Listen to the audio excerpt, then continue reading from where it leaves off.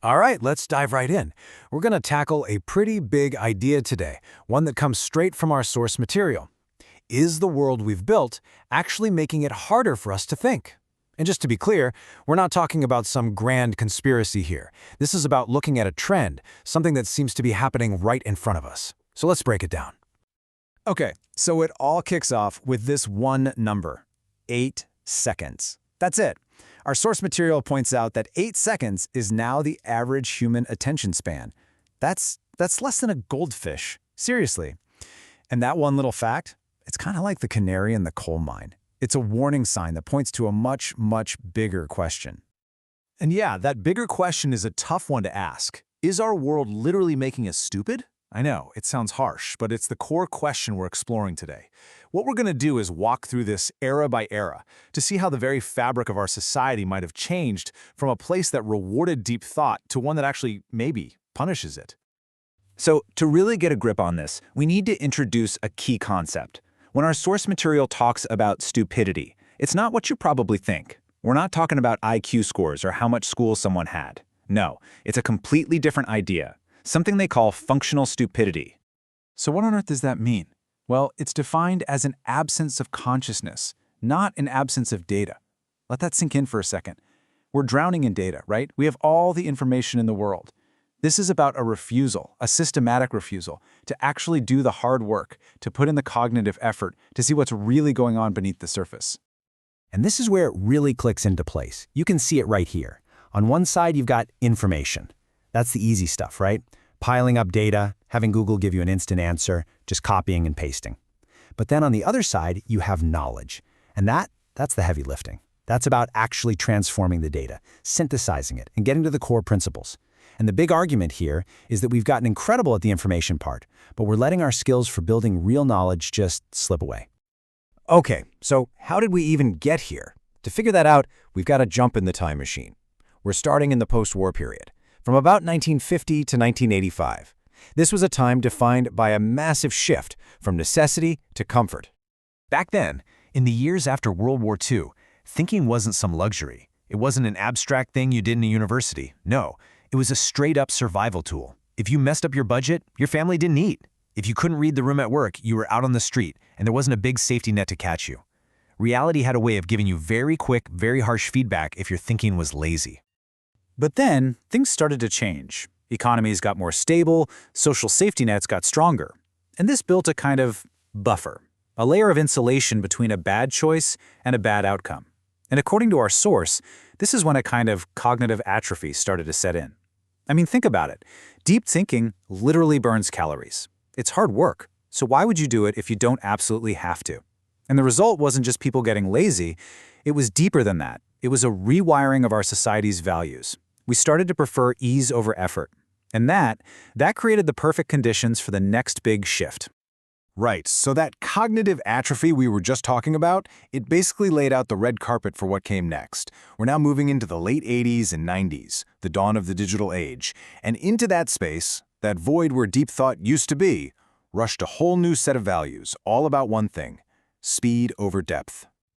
I love this quote from Schopenhauer. It just perfectly nails what was being lost. He said the real goal is to think what no one has yet thought about that which everyone sees. It's about looking at the same old thing, but seeing something new. But that kind of thinking, it's slow, it's deliberate. And in a world that was becoming obsessed with speed, that started to look like a bug, not a feature. So instead, we got a whole new set of commandments. The new virtues were speed, just process more, faster; efficiency, just follow the checklist; pragmatism, just do it, don't ask why; and simplicity, give me the easy answer, even for a complex problem. The corporate world especially ate this up. Quick execution was king. Deep understanding? Not so much. Complexity was suddenly a bad thing. If you had a nuanced argument, you were accused of analysis paralysis. The whole system started rewarding people who were just good, efficient processors, not deep thinkers. And that leads us right into the 21st century, and, of course, the explosion of the social web. In this period, well, it throws a huge paradox into the mix that just puts a rocket booster on everything we've talked about so far. So here's the crazy contradiction, the central paradox of our time. The internet gave us access to literally everything, all of human knowledge in our pocket. But at the exact same time, it completely destroyed our ability to focus. It rewired our brains to just scan, to jump from one shiny thing to the next. And in that environment, turning all that raw data into real, genuine understanding, it became almost impossible. And you can see this new value system in action so clearly when you look at how we judge ideas now. It's not about whether an idea is true anymore. Just look at this. The value of an idea is all about its virality. Can it spread? And social validation. Did people like it and share it? Those two things make up a whopping 85% of what matters. And veracity, the actual truth, it's that tiny little 1% sliver. It's a rounding error. The metric for truth got swapped out for the metric of attention. Simple as that. This quote from Nietzsche just hits different now, doesn't it? Those who were seen dancing were thought to be insane by those who could not hear the music. This is the perfect description of our digital echo chambers. The algorithms make sure we only ever hear our own tribe's music. So when we see someone else dancing to a different tune, we don't just disagree with them. We think they're insane. They're crazy. And what happens? They get shut down. In that kind of environment, thinking critically, that's not a virtue. It's a threat to your group. And all of this brings us right here to the present day. Our source material calls this the final phase. This is where all those mechanisms of the attention economy are fully built, fully optimized, and aimed directly at our minds. So what are the tools being used in this fight for our focus? Well, it's important to remember these aren't accidents. They're not bugs. They are features designed with incredible precision. You've got the infinite feeds that never ever end. You've got notifications that are basically weaponized to give you a little dopamine hit and pull you back in. We've got cognitive outsourcing, which is a fancy way of saying we let AI and Google do our thinking for us. And of course, the algorithms that build a little reality bubble just for you, so you never have to bump into an idea you don't already agree with. And this all leads to a pretty stark conclusion from our source. Again, this isn't some secret cabal pulling the strings. It's just the logical outcome of the system. It's emergent. Corporations have an incentive. They need your attention to make money. Governments have an incentive. Simple messages face less pushback. And the end result of all these incentives working together, you get a population that's much easier to manage. Not by force, but by a constant, never-ending stream of distraction.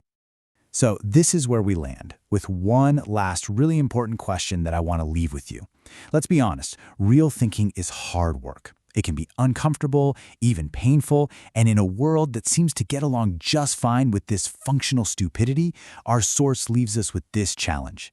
Thinking hurts, but is it still necessary? And really, that's a question only you can answer.